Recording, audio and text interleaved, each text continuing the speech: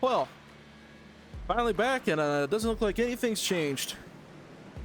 Yep, nothing's changed at all. How's it going, everybody? Welcome back. It is another weekly racing recap, and this week it was just NASCAR at Las Vegas Motor Speedway. And we're going to start off Saturday night with the Xfinity Series. Justin Allgaier in the 7 car was sat on pole alongside Connor Zilisch. I know, Connor didn't sit the pole for once. It's crazy. But they're setting off their round of 8 this weekend. Only the final 4 will advance to Phoenix. So the next 3 races, if you win, you're in. The 7 car jets off to an early lead, but Aric Almirola in the 19 car tracks him down while Zilisch is slowly starting to trend backwards. It's looking like a very un-Connor Zilisch type of night. He ends up falling back as far as 5th, I think, at some point. I know. It's the end of the world. Debris caution halfway through the stage bunches the leaders back up. But on the restart, it's Jesse Love in the 2 car taking it 3 wide, but Almirola ultimately takes the lead and wins stage 1. Love does take the lead back off of pit road, but Almirola keeps it door to door before taking the lead away after an entire lap of really good side-by-side racing. But I will say, Almirola got a little physical with a lot of people tonight, and you'll see more of that later. The rest of the stage does go completely green, and Almirola goes back-to-back winning both stages, but Love stays right on his bumper till the very end, and he is poised to be a threat into the night. Zilisch finally takes the lead back on the restart, and he gets the clean air he needs as the field takes the halfway point. But it's not long before that 19 car tracks him down, and with a slight bit of contact, see, we told you, takes the lead away from the 88. After a long green flag run, Jesse Love finally is showing that speed, and he takes the lead back away from the 19 car under green, and the 88 is slowly rolling both of them in as well. It seems those two are set up for the longer runs, but they got a long way to finish this race off. And green flag pit stops are now underway, and it is a very exciting race as all 3 leaders, despite pitting several laps apart, managed to keep things close together in a very exciting battle. And with 30 laps to go, Connor Zilisch gets the inside of Jesse Love and takes the lead back right as the caution comes out, because of course it does. The leaders all pit under this yellow flag, and the 88 is the first one out. That pit crew doing an amazing job, and he keeps his lead alongside Aric Almirola. Now, Connor keeps taking the inside line, which for the most part has not been the preferred lane choice. The outside lane has a ton of momentum, and see it on the restart here. The lead is a complete dead heat as soon as the green flag flies, and they can't settle it after an entire lap. But eventually, Connor Zilisch does find the grip he needs to power ahead and starts running defense. But a slight wiggle with only 9 laps to go and a very sturdy door slap from Almirola allows Aric to take the lead back away. The 88 does not let him get away, however, and both cars are getting sideways as they are barely maintaining grip on the corners as they go all in on every single lap. See what I did there? Vegas, baby. But ultimately, Aric Almirola sweeps the race ahead of Zilisch and Justin Allgaier, taking his, I don't know how many checker flags he's got this year, but he's won quite a few races. Zilisch is now sitting 82 points above the cut line, and he can mathematically lock himself into the championship next week at Talladega.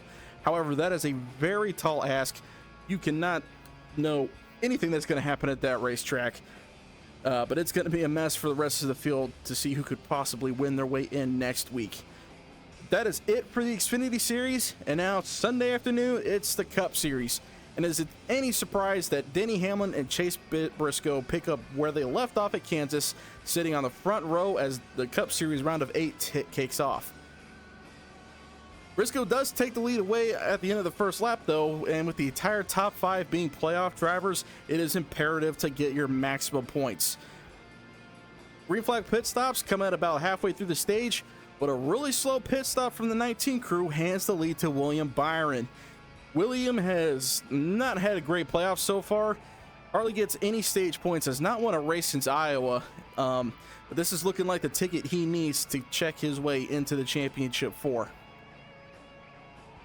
But before the stage ends with only 9 laps to go, we have a playoff disaster. Ryan Blaney loses a left front tire and slams the outside wall a ton. This one looks like it hurt really good.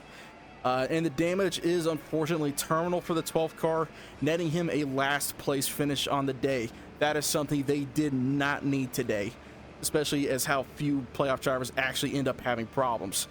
I say few, not the rest of them. We'll get to that. Everybody pits for tires here, and Willie B keeps the lead out of the pits and on the restart with 3 to go in the stage.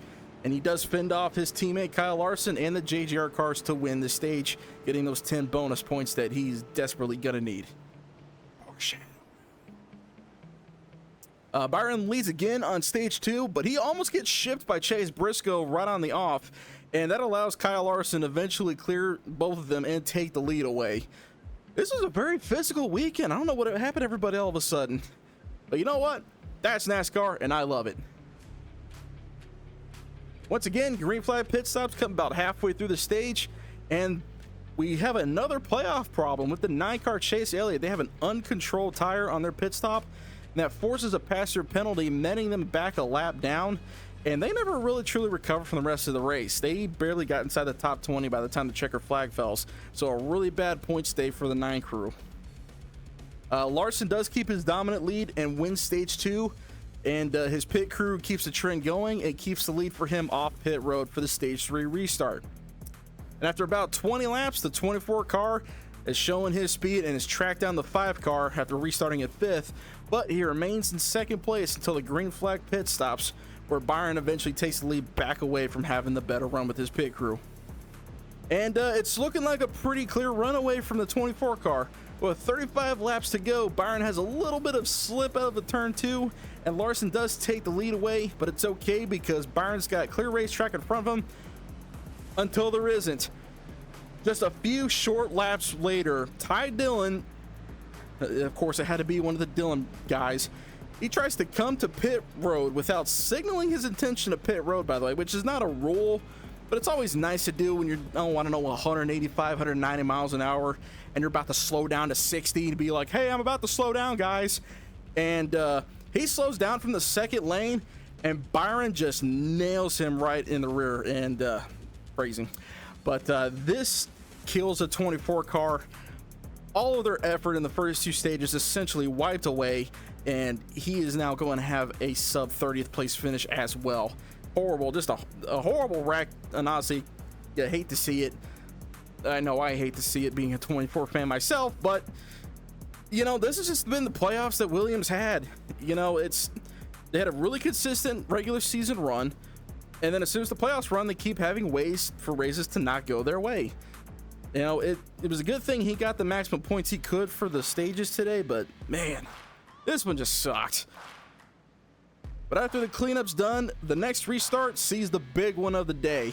Multi-cars involved in this wreck, including both Ty Gibbs and SVG. I know we haven't talked about him much today, but he was having yet another top 10 run going and spoiled by a wreck. And we'll just blame Ty Gibbs for this one because, you know, why not?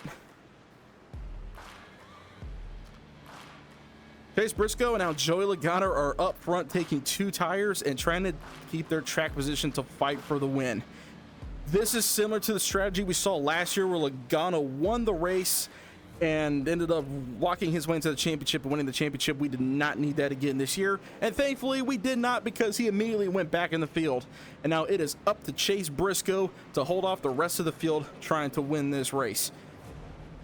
He's got Kyle Larson and Denny Hamlin bearing down hard on him, and he holds on to the lead with just 4 laps to go, but he is tracked down by a fast Hamlin, and he just runs by him on the high side and just scoots away to what is admittedly a really big milestone. Denny Hamlin gets his 60th career win and has locked himself into the championship for the first time in 4 years, and he wins over Larson and Briscoe.